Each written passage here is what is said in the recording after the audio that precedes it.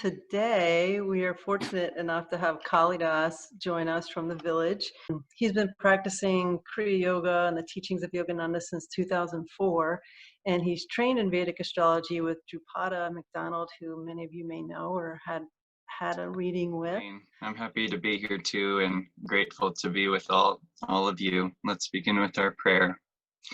Divine Mother, Heavenly Father, dearest friend, beloved God, Jesus Christ, Babaji Krishna, Lahiri Mahashaya, Swami Sri Yukteswarji, beloved Guru, Paramhansa Yogananda Ji, saints of all religions, humbly we bow to you all.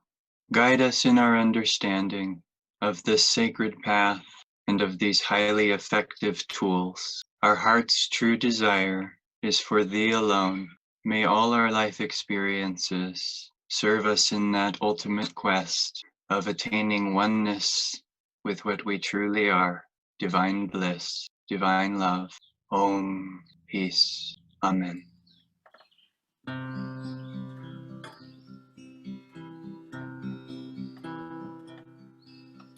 Life is a dream, time like a stream carries our burdens away.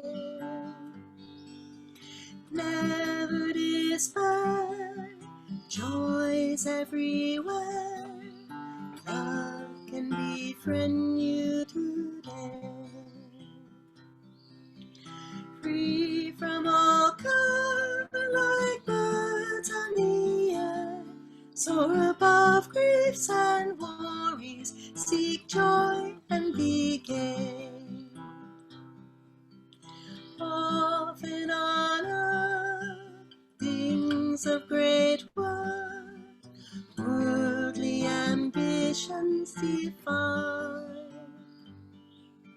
Sometimes a friend helps us ascend up from life's cares to the sky. Love is a star, though shining afar. It can guide us and help us toward light to draw nigh. Love is a star, though shining afar. It can guide us and help us toward light to draw nigh.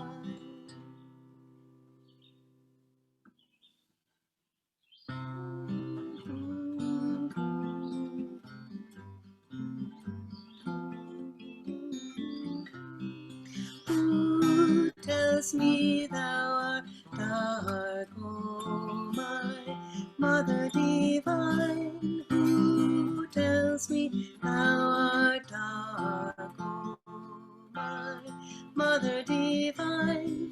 Thousands of suns and moons from thy body do shine. Thousands of suns and moons from thy body do shine. Who tells me thou art dark, O my Mother divine? Who tells me thou art dark, O my Mother divine? Thousands of suns and moons from thy body do shine. Thousands of suns and moons from thy body do shine. Who tells me thou art dark, O my Mother divine? Who tells me thou art dark, O my Mother divine? Thousands of suns and moons from thy body do shine. Thousands of suns and moons from thy body do shine. Thousands of of suns and moons from thy body to shine. Thousands of suns and moons from thy body to shine. Who tells me thou art dark, O my Mother divine? Who tells me thou art dark, O my Mother divine? Who tells me thou art dark, O my Mother divine?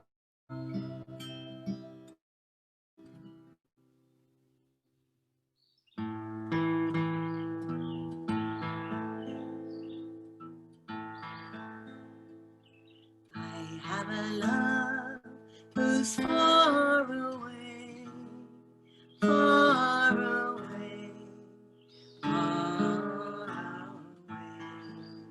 Excuse me, I meant to put the capo on. Be better a little bit higher, yeah?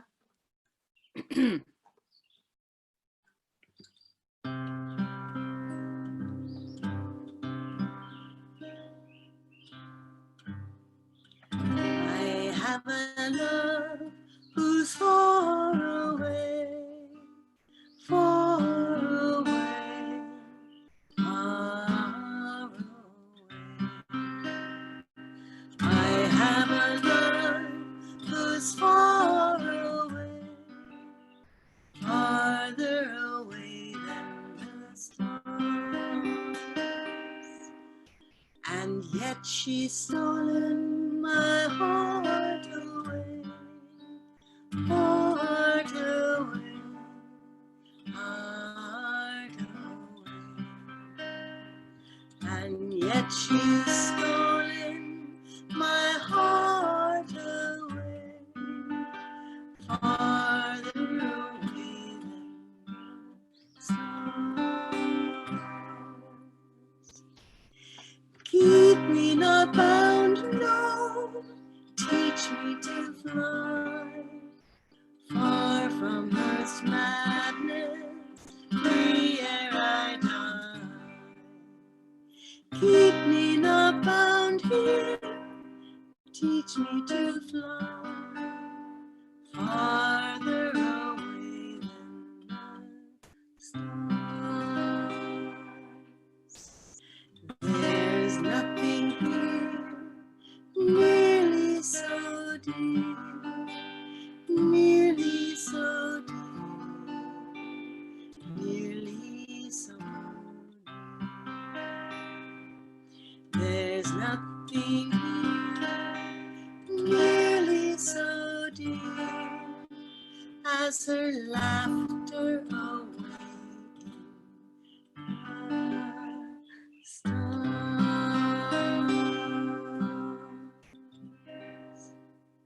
All right. Thank you, Duty, and thank you, Swamiji. Beautiful music. Thousands of suns and moons from thy body do shine. We are all like moons. We can wax, we can wane, we can grow in our light, or we can grow in darkness. The journey of life is not safe unless we have the guidance of the sun. In other words, if we live only for the moon, if we live only for ourselves, for our own separated existence, we will most surely create bad karma. And that will be like shadows on the moon. But an enlightened soul, an enlightened saint, is a full moon. They no longer have any shadow. And in fact, they've gone further step. They've become full and they've reunited with what they really are, the sun. And you'll see one big difference in the two luminaries of our sky, and it's that the moon is always changing, just like we do. We wake up in unpredictable moods all the time. We get affected by the darkness on the planet, and our moons wane. And what I mean by our moons is our medullas. It's our separated egoic consciousness. And if you look in the sky, you'll notice that the moon is very unstable. Every single day it changes, just like we do. But also, you'll notice that the sun is ever shining.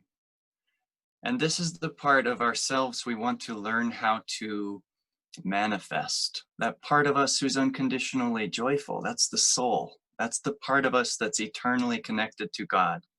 And the moon is fluctuating, and that's going to happen for the rest of our lives, no matter what. We're always going to be subject to the fluctuation of energy in the cosmos until we get enlightened, until we get in the sun, that steady light, the dependable light, the non-waning, the non-waxing. It's already enlightened. And that's God. That's our true self. So what does Master say? I'm going to probably begin with a reading from him and end with one. Master says that the moon's reflection in a pot of swirling water looks ruffled, but the moon is never distorted. It is the disturbed water that produces that illusion. Calm the water in the pot, and you will find the perfect undistorted image of that moon. The perfect image of God within you is distorted by your mental restlessness and lack of conviction. Your celestial abilities lie within you unharmed. It is the waves of your environment grown wrong convictions and subconscious bad habits that make the powerful image within you look distorted. In other words, what puts shadows on your moon? Learn to calm your mental waves by the magic wand of super concentration, and you will behold undistorted your perfect, all-conquering ability. So why all these tests? Kind of pushes us to the point where we have to realize our own divinity to be able to overcome them. So the point of it all is to deepen our attunement. And if we're not given an external test that we don't like, and that seems like a challenge, and that we aren't sure that we have the energy to overcome, then we won't make that deep focused effort of super concentration that Master mentions. The science of Kriya Yoga is central to the path of self-realization. And probably some of you know that it is intimately connected with the cycles of the planets and our cosmos.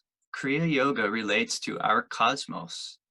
Externally, we see that the planets are revolving around the sun. And we're on one of those planets, the Earth.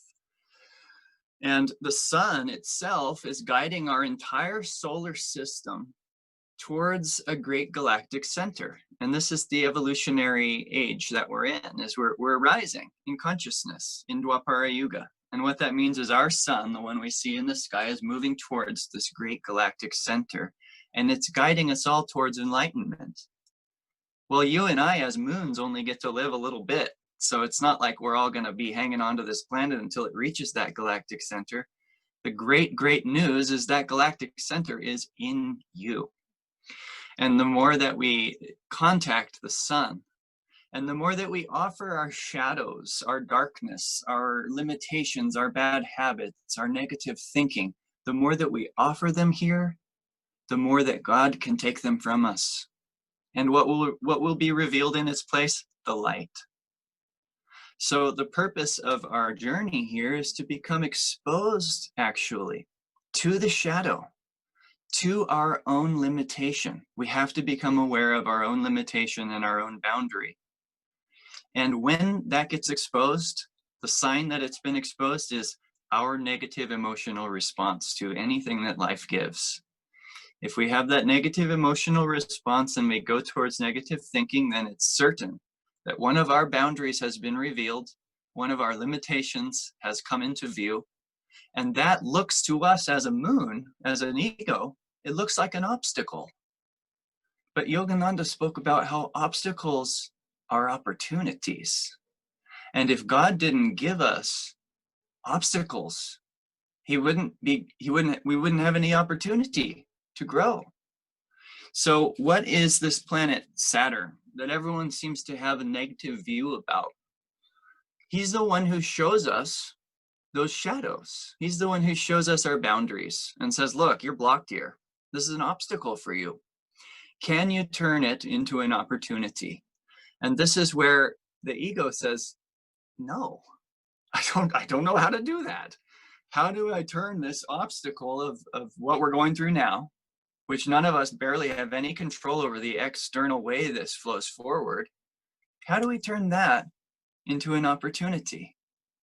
And the answer is to pray and ask, to say, Lord, help me to turn this obstacle into an opportunity to grow spiritually. The United States is a good example. Planetarily, we're all moving forward in Drupada Yuga. And when we're in an ascending yuga, we can be sure that big events like this, first of all, are not an accident.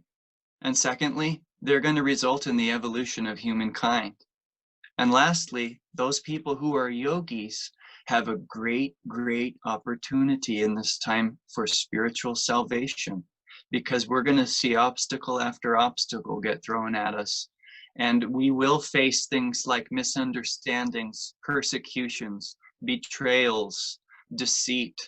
And we never know where that might come from. But remember, Christ had reached the sun. He had unified with God. And therefore he could say, forgive them. They know not what they do. They're just moons. Their moons are totally shaded. They can't even see right action anymore. So please forgive them. They know not what they do. And Christ was in the Son. The Son of God is here in you. And when you learn to lift your devotion with surrender to that point, you will see that your own inner cosmos begins to evolve, just as our sun guides us towards that great galactic center of our external universe. Well, as you gaze at this point and learn to awaken that center, this will guide you home to the great galactic center of Divine Mother.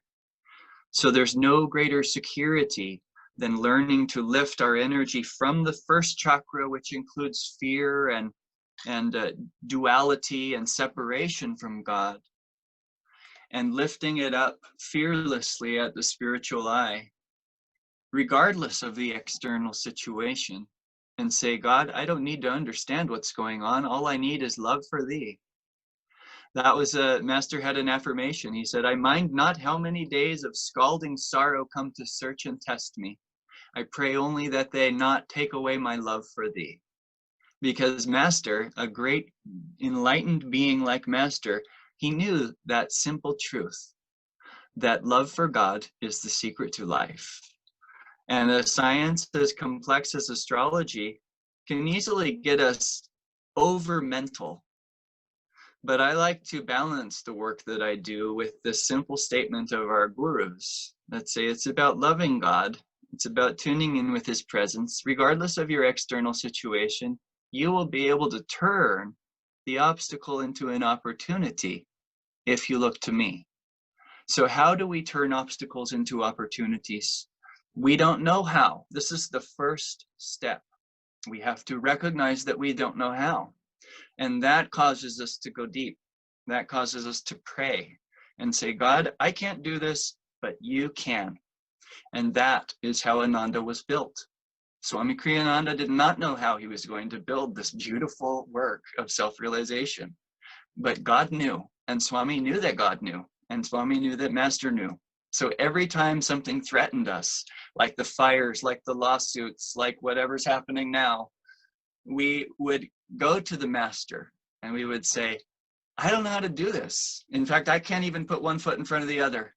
But you know exactly how to do this, and you must at least guide that next step for me. And this is the process of growing attunement. If it weren't for the challenges, our attunement would not grow. And thus, at the end of life, we wouldn't be able to go into that star. That takes Master's guidance, and we have to have entrusted our every part of our life to him, to be able, when we enter that tunnel, to follow him through the star. And this is the sun. And if we're caught up in moon investment, meaning if we have egoic desire or shadow over the moon, which would translate as egoic desire or limitation, then there will be a point where we say, well, Master, I do want to go through with that star. I want to go through that. But I got all this stuff I still need to do. And he'll let us go back into the anguishing monotony of ordinary existence, the school of life, which I think is great. I mean, because it does give us such a dualistic storm, it causes the most spiritual growth. And the yogis told us, they said, I think it was Sri Yukteswar, he said that souls don't grow as fast in the astral because it's too beautiful, it's too perfect, it's too full of God's light and love. And it's being separated from that that actually causes us to really make the effort to grow spiritually. So Master said again and again, try to be grateful for everything that God sends. And Sri Dayamata looked at him one day when he was in deep pain in his legs. He was taking on the karma of many disciples. And she said, why does Divine Mother put you, who serves her with his entire breath, your whole life has been given to Divine Mother, why is she giving you this pain? I don't like it. And Master said, don't you dare speak of my Divine Mother that way. He was accepting the pain and he was grateful for it. And he said, through this pain, Divine Mother is showing me worlds and universes of new understanding. And I don't really know what to make sense of that. Master's a master. His head is in God realization. So I don't really understand that statement. But how much do you learn from your pain? Gosh, I learned so much from mine. And that's Saturn. And he's showing us our boundaries. And if we can use our creative energy to say, God, I don't know how to do this, but you know how. Help me to lift my creative energy first to the heart, to focus on trust and faith and love for thee, and then lift up to the spiritual eye with a prayer for guidance. The next step will be clear. And that's the process of growing attunement. And it's how we transcend our karma. Master called Kriya Yoga the airplane route to God. But it does require that that not just the technique, not just the devotion, but the acceptance of the karmic journey. And that we're in school and that we're here to, no matter what comes up karmically, we're going to offer any resistance here. And any pain we feel, we can identify as that is only the pain of something that's dying. It's not me. I'm the soul. I'm the sun. I'm eternally joyful. Nothing can touch the soul. So the pain must be of something temporary that I need to keep offering into that light. And what you're doing is you're taking your moon, your ego, and you're putting it more into a state where it can receive the rays of the sun. And you're going to be able to reflect that into creation and illuminate your brothers and sisters with your own attunement with God. It's the most joyful life one can know, to be an instrument for God. And that's what we're all doing here at Ananda, where each one of us is learning to be an instrument for our real self, which is why Master had affirmations such as, I will tune my free will with thy perfect will. My only desire will be to do the will of you who placed me here. And then I personally like to follow that up with Swamiji's affirmation, in thy will alone lies the happiness I am seeking. So in following God's will alone and wanting only that and recognizing the folly of our own selfish directions and our own resistance and negative emotions, where that guides us, God will let us wander, but it will not be towards bliss and unending realizations of eternal wonder, which is what Master promises when we follow him. And I'm sure each of you wouldn't be here if you hadn't had at least a little taste of that. It keeps us going when we need it. Master said, I will be there when your greatest need comes. So when we face challenges like this, Master's very close. And it's an opportunity for us to deepen our attunement. It might look like an obstacle tomorrow morning when you wake up, but when you meditate, turn it into an opportunity, because then Saturn will no longer be for you a planet of blocks and obstacles. It'll be a planet of moksha, of liberation, of taking the first chakra and releasing the weight there so Kundalini can actually rise and create a state of high realization.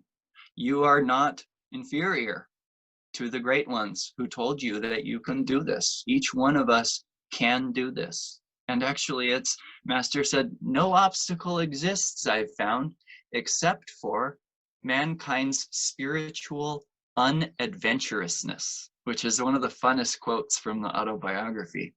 He said, we need a state of spiritual adventurousness, which means every day, every obstacle, we're going to remember where we really are. Where did we come from? We came from God. What are we doing here? We're learning the lessons we need to be able to reunite with him. And where are we going when this is all over? We're going back home. And it's eternal. It's not dualistic. It's the sun. It's eternally shining. So we have something very grateful, something to be very grateful for in our lives. So the planet Jupiter that I mentioned in Capricorn, that planet will emerge from that battle in February of 2022. We may see things go up and down in the meantime. It may look like there's a victory, and then there might be something that like turns out to not be so good. And then it may look like there is everything's going to be fine, and then it might not be so. And I'm sure you can imagine what that might mean. I don't know. And we probably shouldn't spend too much time imagining so we don't get into fear. But in February of 2022, Jupiter will finally be liberated from that battle and enter into a place in the zodiac that's very auspicious for Jupiter. And that's called Purva Bhadrapada. And what it means is Jupiter has entered a place in the zodiac where the Indians have always known to celebrate, because they call it the return of the light. And it's at that point that I think there may be some major victories. But the United States in general is in a very unstable position for the next 11 years. And that at that point, the US will go into a very great period, a 16-year period, probably in which a lot of our prayers get answered for humanity to wake up and find the search for God to be the reason for our life. But that also might be a huge expectation on my part. We're in Drupada Yuga. It's in the lower half, and I might just be a dreamer. I don't really know. So Saturn is the root chakra, and that's the security center. It's where the Kundalini is coiled. And it's not until we have a strong faith in who we really are that we'll be willing to let go of a lot of things that we cling to in this physical existence. Next is Jupiter, the second chakra of creative energy. This is what makes children. And it's also what makes, when we bring it up the spine, it makes us into artists and very creative dharma. So the second chakra is our creative energy. And it normally pours out into the senses. But what the gurus coach us to do, they advise us to do, is to raise that creative energy and use it for higher purposes, like writing or learning or teaching or sharing or doing artwork or doing exercise.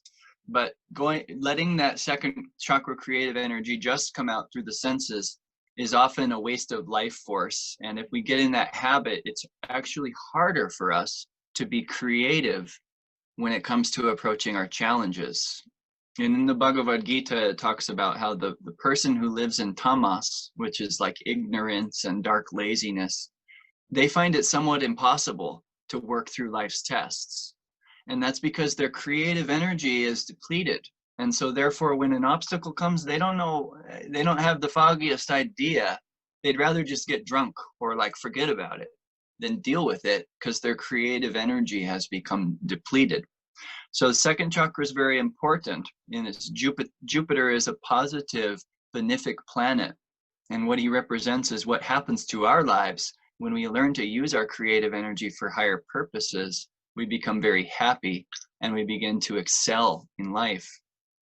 Third chakra is Mars, and that's like fire, willpower. It's our asana center. And then the fourth chakra is Venus. That's like our love, our romance, our devotion, our enjoyment. And then the Mercury is the throat chakra, a communicator, a messenger. And then we have the moon and the sun, as I went pretty far into in the other the other talk. So those are, and then Rahu and Ketu, those are the breath. So those are planets in everyone's chart, but they're not actually orbs in space. They're just shadows. They represent the shadows on our moon.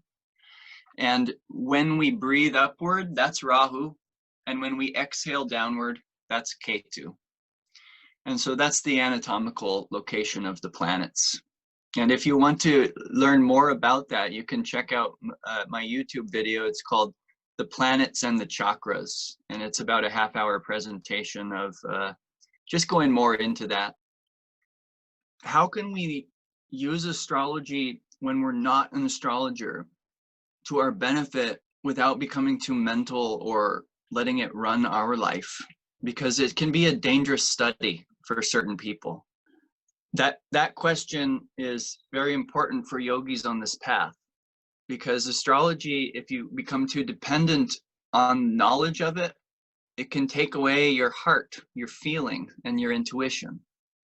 So it's like a system that has to be balanced with devotion, and to just know a little bit is very helpful.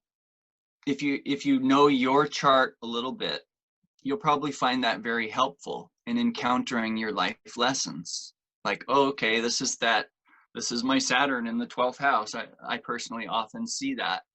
But if you get too into it, in the sense that you can't do anything without the planets being in good positions, that's not a good thing.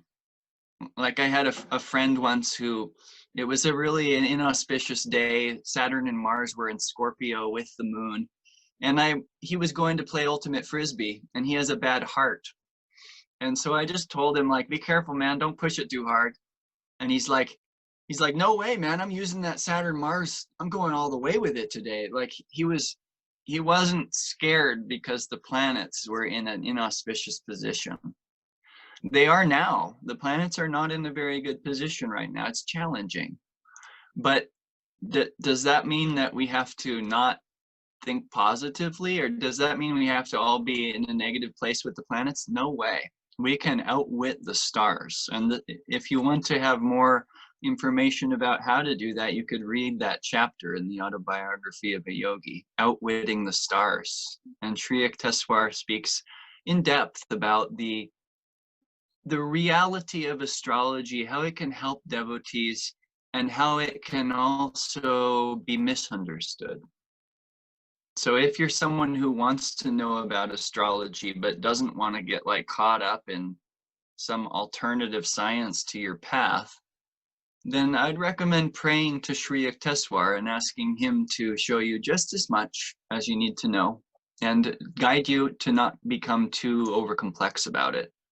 That's kind of my approach, because I'm a bhakti. At heart, I'm a bhakti yogi. I love God. And that's my pole star. I'll ditch astrology in a second for love.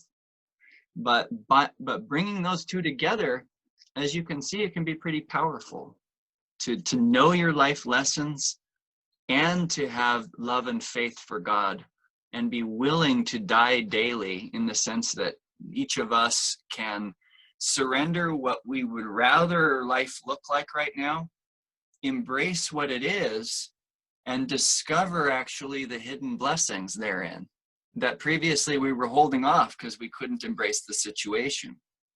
So I don't know if that makes sense, but I think it's a good thing to address. It's a life study. So the education continues. Every single person I meet with is contributing to the education of it. And God is simple. Everything else is complex. So we want to use astrology to simplify our search for God, rather than to complexify our outer life. So, Jai Guru. With Saturn's tests, we will often find our own limitation, like I said. But with the science of self-realization, we can raise our consciousness through a technique of yagya, of self-offering, that's called Kriya Yoga. And we can learn how to use our inner circulation of life force to actually evolve much more quickly and raise our consciousness And this is when we'll perceive the God's eye view. And what I mean by that is we'll be able to see how the obstacle is actually an opportunity for our growth. That's the God's eye view. And that's what Saturn, the planet Saturn, when we do have that God's eye view of our karma that says, I'm here to grow, there are no obstacles actually. When an obstacle comes up, I'm going to try my best to pray and ask and use my technique to be able to see it for the opportunity it really is. Right now, we're all in seclusion, forced seclusion. The whole world is being forced to introspect at this time. I would say God is saying it's time for humanity to evolve spiritually. And as a mark of that, I'm going to cut off all physical sensory normalization and force everyone inside. No one's doing that. No crook in the government's forcing that. This is God, and he's changing the world, and it's time.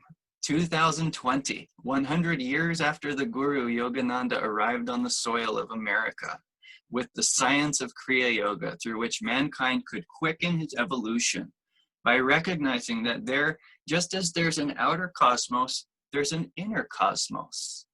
And it's totally fascinating to contemplate the truth that each of us, Scott and Vidya and Duty and the person who just joined the meeting, we're all walking universes. We're all walking around with our own little mini cosmos. And here's the sun.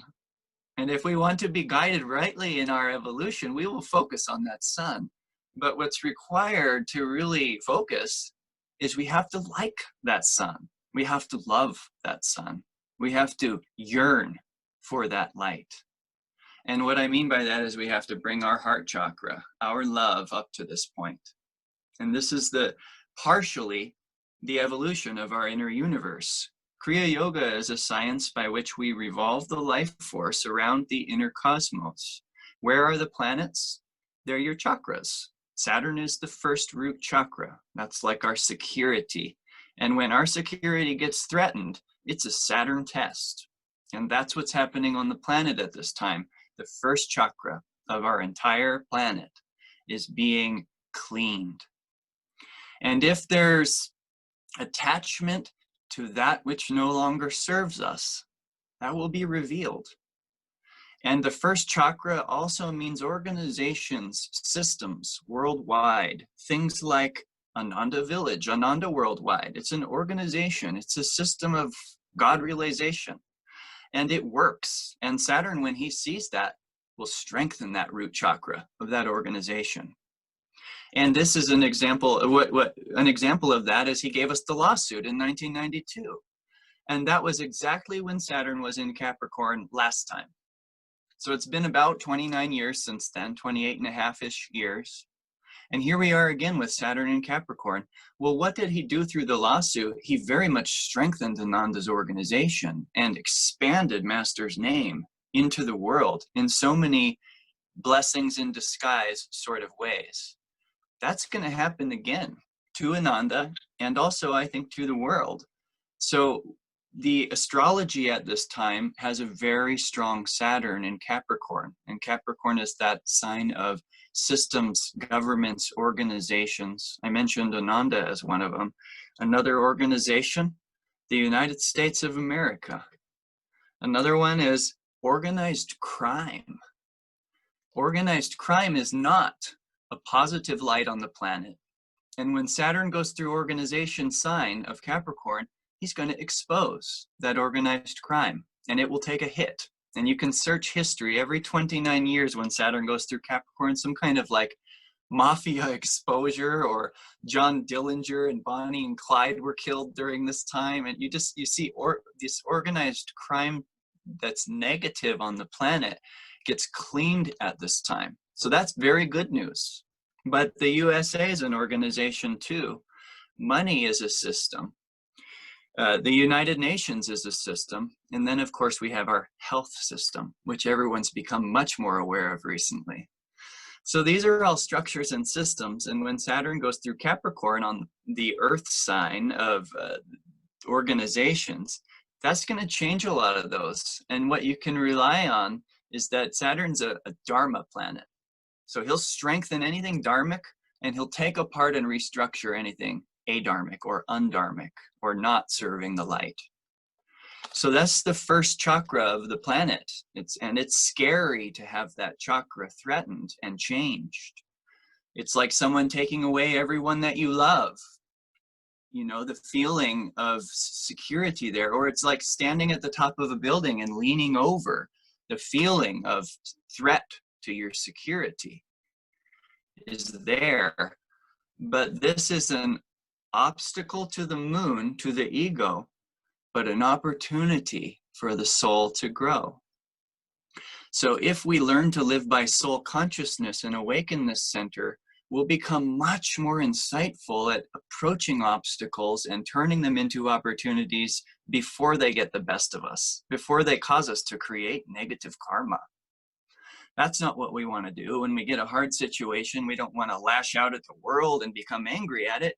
And yet that's what a lot of us are doing, including myself. I've had some temper tantrums during this conundrum of a situation. And it blinds my spiritual eye. When I give into anger or any kind of dark emotion, I can't see the light anymore. And therefore, I can't shine that light on the obstacle and see it for the opportunity that it is. I'm just stuck. You see how that works? You get stuck in the moon's shadow, and meditation is what then must take place. Some type of God communion and release of what we're holding on to. Because if we're in the darkness and our spiritual eye is blinded and we're angry and in negative emotion, we got to calm ourselves down. The moon is full of shadow, and it's not going to be able to reflect very much light into creation, which, as all of us probably know, we're the happiest when we're able to give light and love to creation.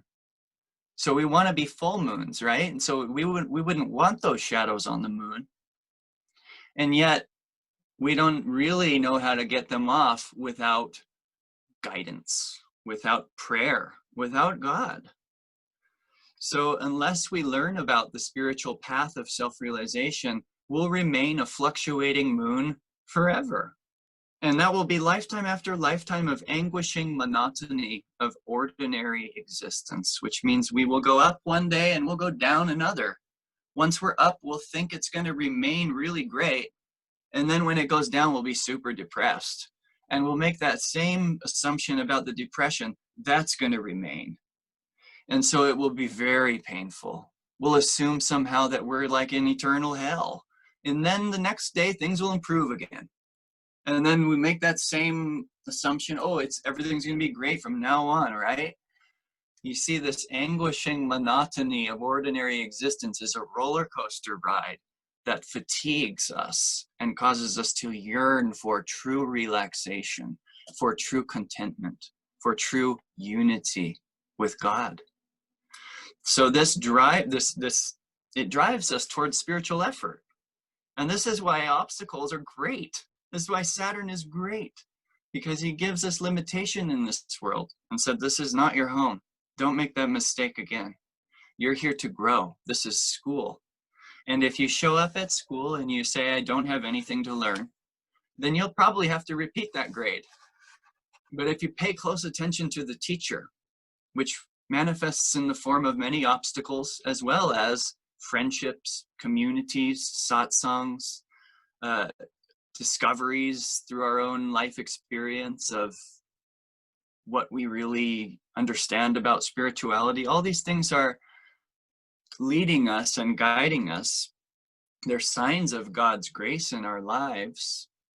But when the obstacle comes, we lose sight of all of it. It's kind of like when you're friends with somebody and you've had a long history together and you've done a lot of great things for each other, but then you get into a really bad argument and that's like all you can think about is like how bad they are. And you forget all that good stuff that you had together. Well, when the obstacle's in our face, when Saturn is causing an earthquake in our root chakra, which is totally what we're experiencing, we tend to lose sight of all the good.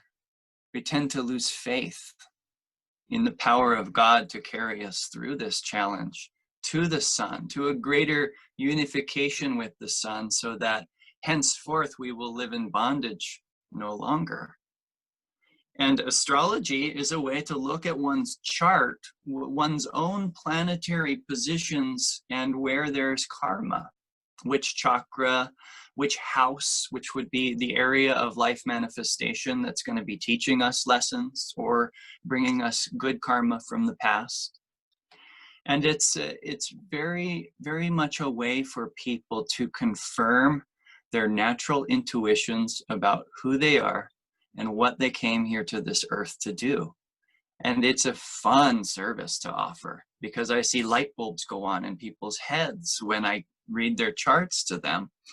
Well, this is a science given to us by enlightened beings, and Sri Yukteswar was one of those. He was an astrologer, and he did many great things for the astrological renovation of Dwapara Yuga. That's very important, that it keeps being renovated into this higher age through the science and understanding of Kriya Yoga and self-realization, because that is how astrology was developed, through meditation and samadhi. These great saints and great masters created this science for us. And in the dark ages, we lost sight of Kriya Yoga and the finer pranayams. And we also lost sight of the real use of astrology, which is to help the soul become enlightened, to help the soul understand the lesson plan for this life given by the great cosmic teacher. It's pretty fascinating stuff, and it's always changing. So it's in this cycle that we're in January, Saturn and Jupiter got together in Capricorn. And Jupiter is like the planet of faith and positivity and joyful creativity. It's the planet that makes children, and the energy you feel from children when you just feel this depth of love for them, that's Jupiterian.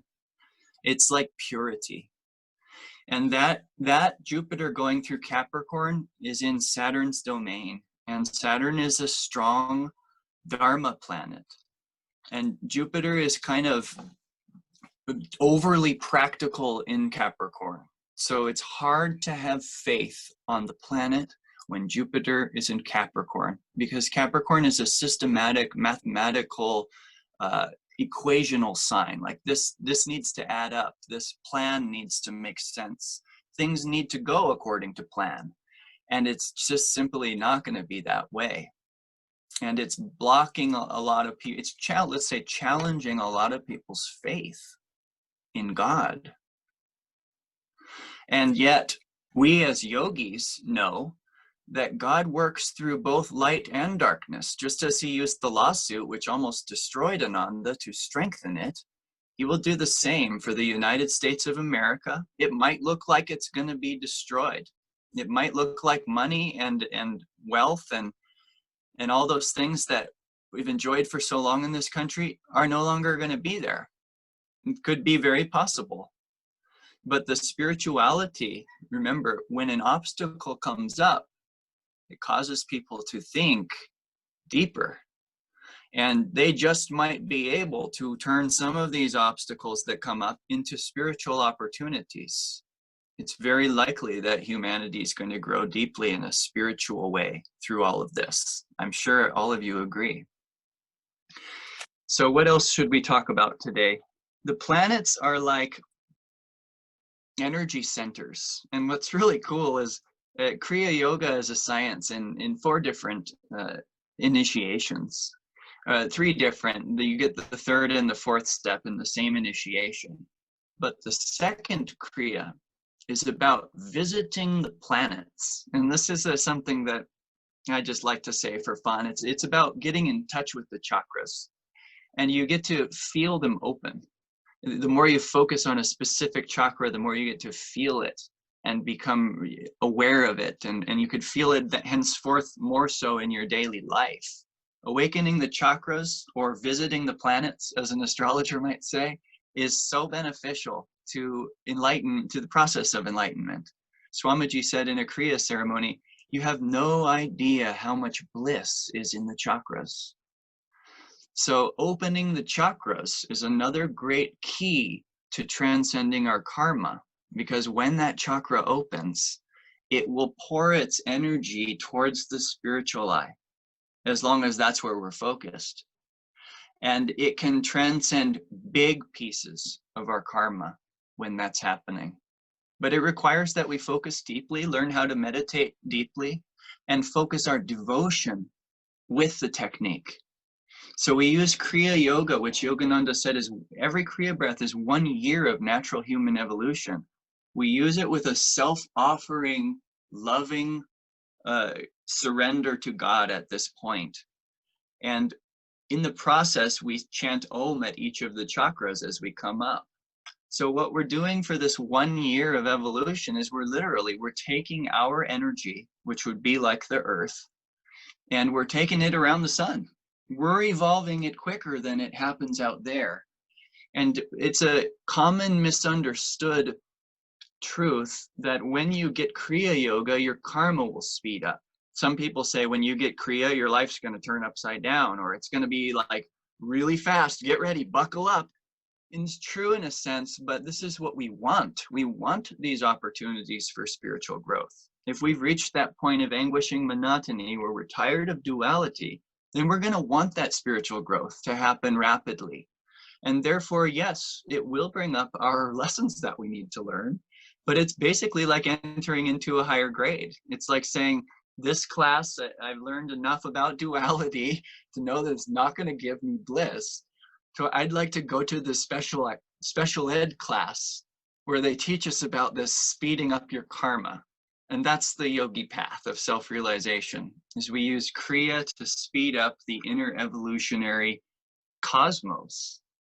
And it will bring up your karma. And that's a good thing, because remember, Master said, there are no obstacles. There are only opportunities.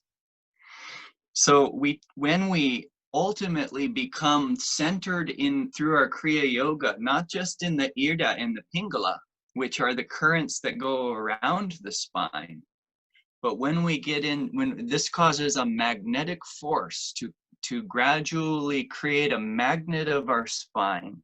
And what it does scientifically is it draws the sensory awareness into the deep spine, or the Sushumna. And it's at this point that we no longer are obligated to keep breathing. And they call this the breathless state. And Master said, where motion ceases, spirit begins to manifest.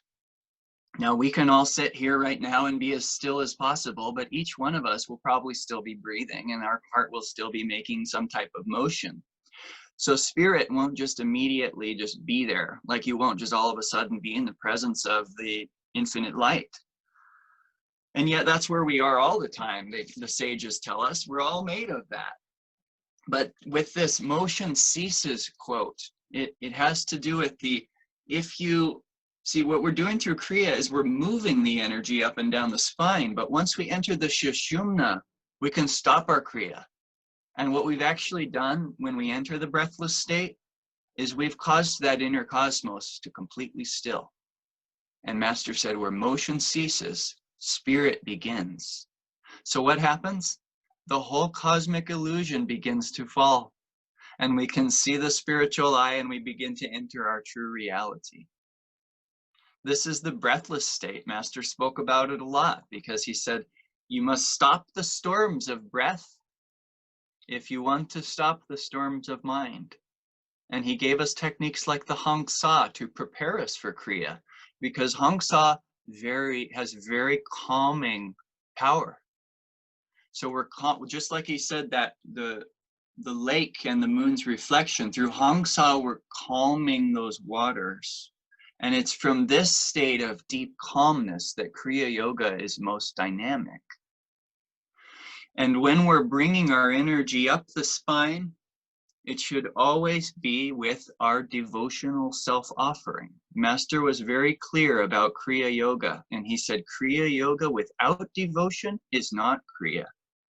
He said Kriya Yoga plus devotion cannot fail. It works like mathematics. And that's a master's vision. He's seeing that inner cosmos, and he's seeing those revolutions through our Kriya practice. And he knows that the more we practice with devotion, the more our senses will withdraw into that shushumna, to the point where our motion will cease and spirit will begin to manifest through our consciousness, because that's what we are. It's our real state. And it's also the reason why every single person on earth is looking for happiness and joy and bliss in many different ways. They remember instinctually, I'm made of God's bliss, eternal. And yet this world is the only reality I believe in. So let me try to find that in all sorts of places.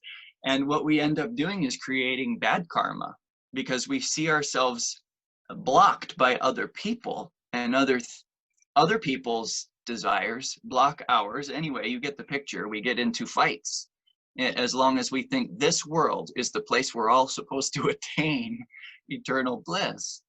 So this world is a school, and I personally won't do a reading with someone who doesn't agree with that, because I don't want to talk about their lesson plan if they don't believe that they're here to learn. So I prefer yogis, and that's what my teacher Drupada also prefers. But if it's someone who does come and they don't have that belief yet, we'll try our best in that sense to convince them that it's true before we go forward with the reading. So that's just my style, I guess. But St. Paul said, I die daily. And this has to do with the science of self-realization. It has to do with us turning off our life force and withdrawing it into the deep spine, offering it into the sun, and resting in motionless spirit. That's what St. Paul learned how to do from Jesus. And that's what we're learning how to do from Yogananda. And it's no different.